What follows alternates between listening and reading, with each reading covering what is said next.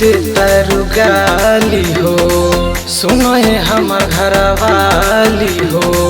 काहे तू हमारा से बारो खिसियाइल, हमके बताओ नहाली हो। अरे का बात बा बताइए तब सुनी ना।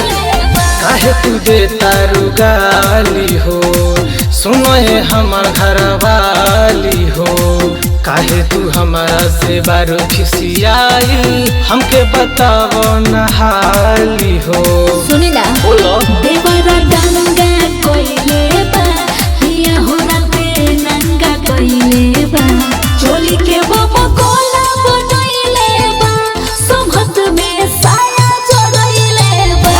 चोली के बाबा कोला बनइले बा, सोभत में साया चढ़इले बा।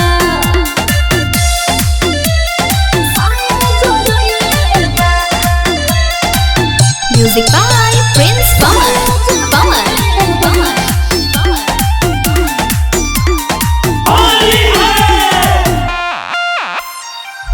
पिछला होली चोली कैलस, नदी में बिसरा जान। कहलस कि किन के ले आ दे, 2-4 तारा जान। अरे पगला है, ऐसा ही बोलता है। सही में जी। पिछला होली चोली कैलस, नदी में बिसरा जान। कहलस कि किन के ले आ दे, 2-4 तारा जान। खीसी तोर जाइज बा धनिया, तू कैले न जाइज बा रनिया।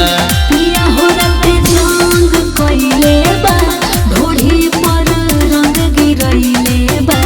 चोली के बाबा कोला बनइले बा, सोभत में साया चढ़इले बा।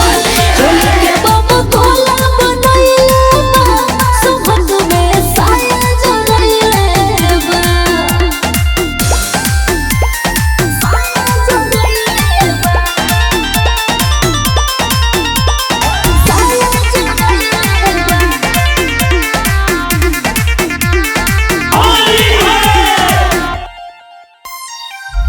समझा द पिया ओकर आदत नइखे ठीक हो, ना तो प्रिंस पवन से हो जाए तीत मीठ हो। ऐसा कुछ मत करी हो। ठीक बा। समझा द पिया ओकर आदत नइखे ठीक हो, ना तो प्रिंस पवन से हो जाए तीत मीठ हो।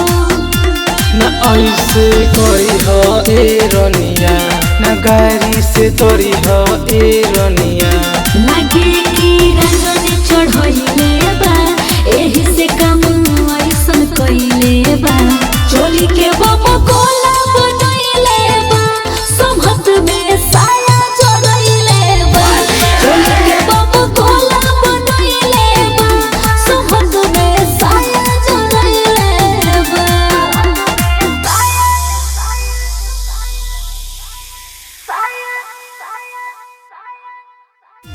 चोली के